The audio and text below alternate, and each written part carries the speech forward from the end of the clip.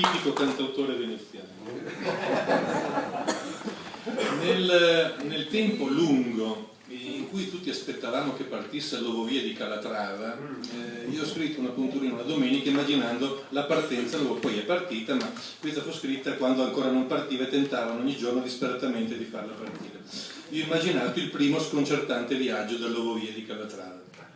Dice così: l'Ovovia partì in orario perfetto, preceduta dal lugubre suono di una campanella. Ma tanta era l'eccitazione sulle rive che nessuno attribuì a quel trillare maligno il significato di un fosco presagio. La fila di turisti era così lunga che andava dai primi gradini del ponte di Calatrava fino all'ingresso del garage San Marco, tagliando Piazzale Roma a metà e intralciando non poco il traffico già caotico. Fortunatamente gli autobus in circolazione erano pochissimi, dal momento che gli autisti erano andati a governare il traffico nei seggi elettorali. Il momento era atteso da anni e c'era una certa eccitazione nell'aria. La fila di turisti era disordinata, confusionaria, alcuni gridavano, molti spingevano, altri come lui cantavano e suonavano le chitarre. C'era anche chi era arrivato nella notte per essere fra i primi e aveva dormito in sacco a pelo. Adesso bivaccava nell'attesa. I più esperti avevano dei pentoloni di vin brûlé e dei fornelli a gas dove cucinavano dei giganteschi musetti.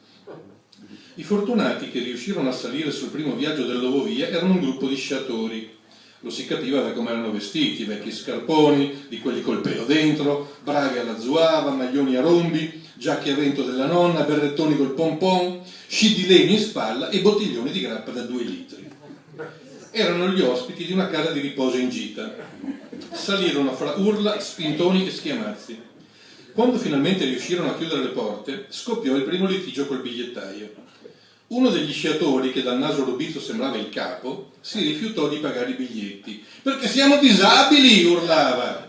Guardandoli si capiva che non aveva poi tutti i torti.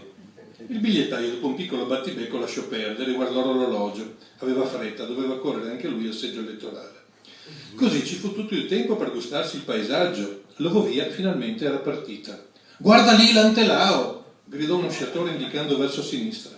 «E di là il Pomagagnon!» urlò un altro mostrando a destra.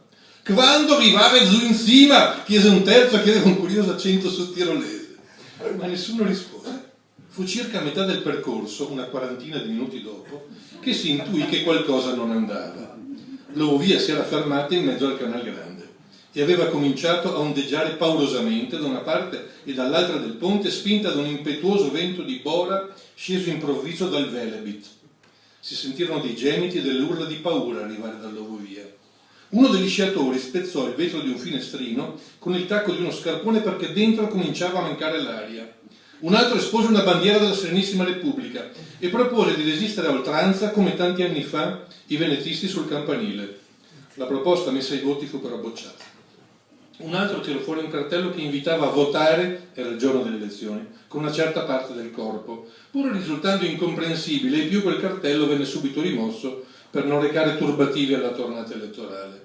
Nel frattempo i tecnici le provarono tutte per far ripartire l'Ovovia, ma non ci fu niente da fare, l'uovo rosso non ne voleva sapere.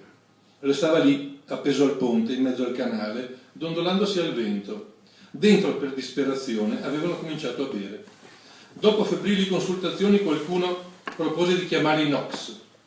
Altri più avveduti, i militari americani di stanza alla base NATO di Aviano, che avevano già risolto un caso analogo sul Cermis qualche anno prima. Al terzo giorno, quando tutti i tentativi erano falliti e le scorte di grappe esaurite, l'Ovovia, come per miracolo, si mosse da sola, lentamente, scivolando sui binari. Nessuno si era fatto male. Anzi, erano tutti euforici e ballavano come indemoniati sotto il ponte, intorno a un gran falò dove bruciava l'Ovovia.